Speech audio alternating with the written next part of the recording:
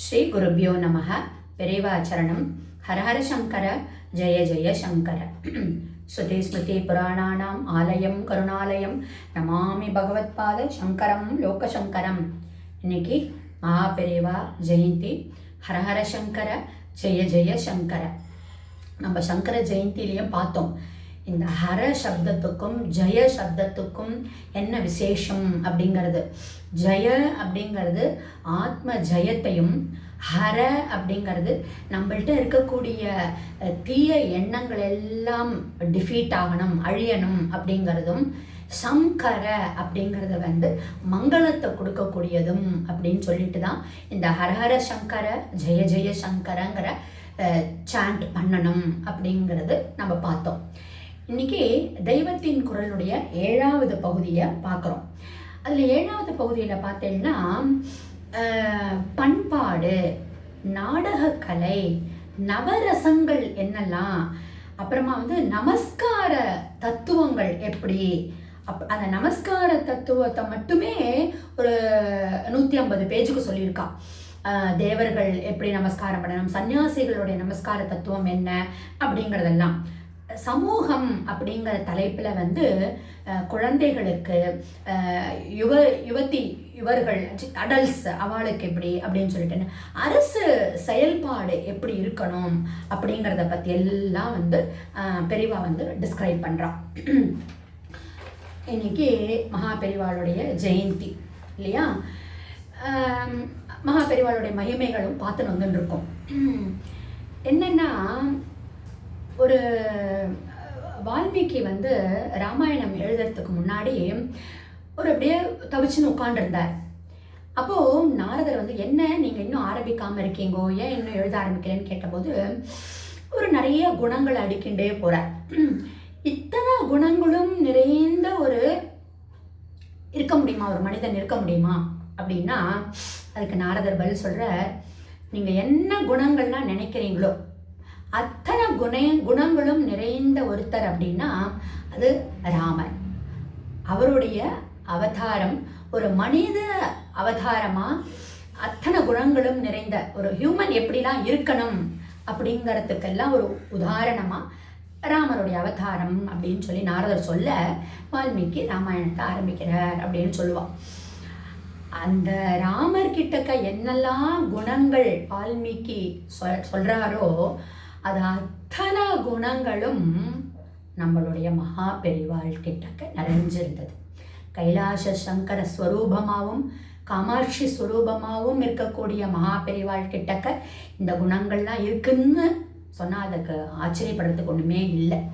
ஏன்னா அத்தனை குணங்களும் ஒரு நம்ம தெய்வத்தின் குரலுடைய ஆரம்பத்தில் ராகணபதி அண்ணா முகவுரையை பார்த்தோம். நம்ம ஒரு வாத்சல்யம், அந்த பாடி லாங்குவேஜே பார்த்தேன்னா அவ்வளோ ஒரு அந்யோன்யமாக இருக்கும் அவர் பேசுகிற போச்சே.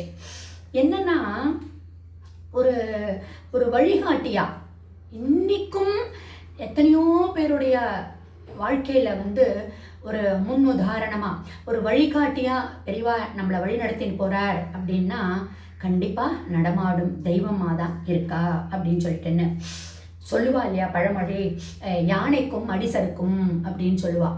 ஆனால் பெரியவாளுடைய மகிமைகள்லாம் பார்த்தேன்னா அடி சறுக்கவே சறுக்காது. அவ்வளவு உத்தமமான குணங்கள் நிறைந்த பெரியவா.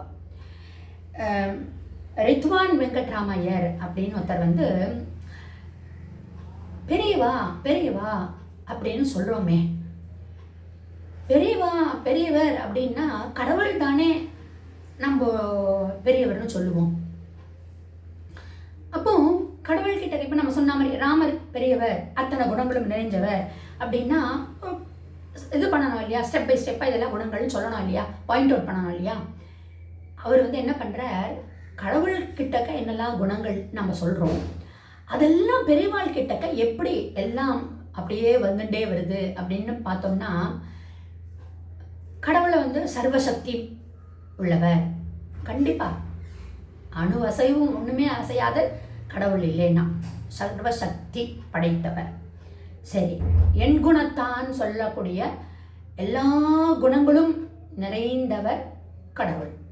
சகுணோபாசக் பண்றவாளா இருந்தாலும் சரி, நிர்குணோபாசக் பண்றவாளா இருந்தாலும் சரி, பகவானுடைய குணங்கள் அப்படின்னு எடுத்துட்டோம்னா கண்டிப்பா எல்லாருமே அக்செப்ட் பண்ணிக்கலாம். அது அத்தனையுமே நம்ம பெரியவாழ்கிட்டையும் இருக்கு.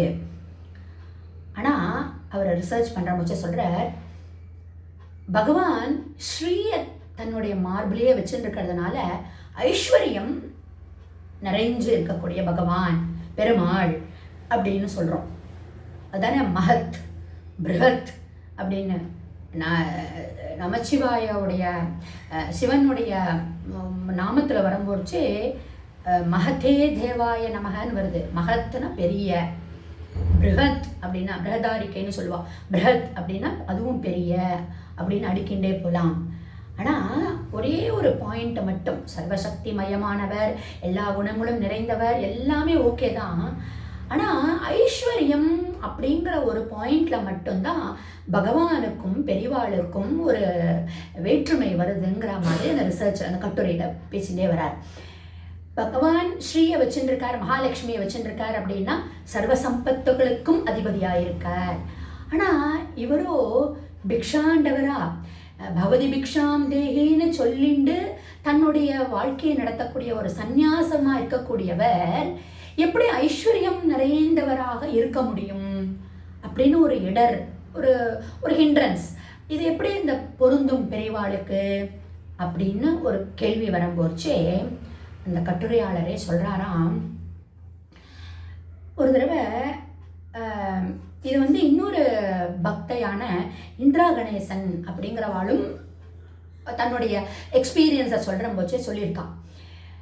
என்னென்னா, மடத்தில் நீங்கள் பார்த்தேன்னா இந்த மாதிரி பெரியவாள்லாம் இல்லை ரொம்ப ரொம்ப பக்தராக இருக்கவாள்லாம் பார்த்தேன்னா நிறைய முந்திரி, பாதாம், பிஸ்தா அப்படின்லாம் கொண்டு வந்து கொடுப்பாளாம் மடத்தில். நம்ம ஆற்றுல பாயசம் பண்ணுற போச்சு ஒரு தேடி தேடி ஒரு 10 முந்திரி போட்டோம்னா ஜாஸ்தி. ஆனால் நீங்கள் மடத்தில் பார்த்தேன்னா நிறைய முந்திரி பாதாம்லாம் வந்திருக்கிறதுனால நிறைய போட சொல்லுவாளாம் பெரியவாளே. அப்போது ஒரு தடவை இந்த இந்திரா கணேசன் அந்த அம்மா மடத்துக்கு பெரியவாளை தரிசனம் பண்ணுற போச்சு பார்க்கணும், பாதுகைகள் வாங்கணும் அப்படின்னு சொல்லிட்டுன்னு ஒரு ஆர்வத்தோடு இந்த அம்மா போன போது குங்கும பூனால அப்படியே பெரியவாளுக்கு அர்ச்சனை பண்ணியிருக்காளாம். யாரோ ஒரு பக்தர் பெரியவா நீங்கள் பார்த்தோன்னா அப்படி உட்காந்துருக்கிற மாதிரி இருப்பா இல்லையா, அவருடைய அந்த தொடைப்பகுதி வரையிலும் கண்ணுக்கே தெரியாத அளவுக்கு அந்த குங்குமப்பூ கோபுரமாக இருந்துதான். அதாவது ஒரு சிட்டிகை குங்குமப்பூடைய விலை நீங்கள் எவ்வளவுன்னு பார்த்துக்கோங்க. அப்போது அந்த அளவுக்கு அப்படி குங்குமப்பூனால அப்படின்னா அதை பெரியவா ஒன்றும் அனுபவிக்க போகிறது கிடையாது. ஆனால் அந்த அந்த பெரியவா நடமாடும் தெய்வமாக இருக்கக்கூடிய பெரியவானுடைய கருணையும் கடாட்சமும் இதெல்லாம் ஒன்றுமே இல்லை, அதுக்கு சமம். தராசில் நீங்கள் பாதாம், பிஸ்தா இதெல்லாத்தையும் எடுத்துட்டு பெரியவாளுடைய கருணையை ஒரு தட்டில் வச்சோம்னா இதெல்லாம் ஒன்றுமே இல்லை அப்படின்னு சொல்லுவா. அது மாதிரி அந்த அப்போது அந்த ஐஸ்வர்யமும் இந்த பெரியவாள் கிட்டக்க கொட்டி கிடக்குங்கிறது தானே கண் கூட நம்ம பார்க்குறோம். பணம் காசும் எத்தனை பேர் கொடுக்கா, இவ்வளோ பெரிய ஒரு மடத்தை ஒரு நிர்வாகம் பண்ணணும் அப்படின்னா அது எவ்வளோ பெரிய ஒரு கடுமையான காரியமாக இருக்கும் இல்லையா. அது அத்தனையும் அவருக்கு வருது அப்படின்னா அவருடைய ஒரு கருணை கடாட்சம் தான். இது பெரியவாவே ஆல்ரெடி சொல்லியிருக்கா. ஏண்டா எல்லாரும் என்ன பெரியவா பெரியவான்னு சொல்கிறேளே, நான் பெரிய வாய் வச்சுருக்கிறதுனால, அதாவது உபதேசங்கள் நிறைய பண்ணுறதுனால என்ன பெரியவாய்ன்னு சொல்கிறீங்களா நீங்கள் அப்படின்னு கூட நம்ம அதை ஆல்ரெடி நம்ம கூட பார்த்துருக்கோம். நம்ம அதுதான் பகவத் பாதாள் உடைய தோடகாஷ்டகம் நம்ம கேள்விப்பட்டிருக்கோம். அவ்வளவு மக்கா இருந்தவர். அப்போது தட சங்கரன் மேலே பண்ணுறார், தோடகாஷ்டகம் பண்ணுறார். அதில் ஜகதீமவிதும் கலிதா கிருத்தையே விஷரண்டி மகசச்சலதः அஹிமாம் சுரிவாத்திர விபாசி பொரோ பவசங்கர தேசிகமே சரணம் அப்படின்னு ஒரு பேரா வருது. என்னன்னா அஹிமாம்சு அப்படின்னா சூரியனம்.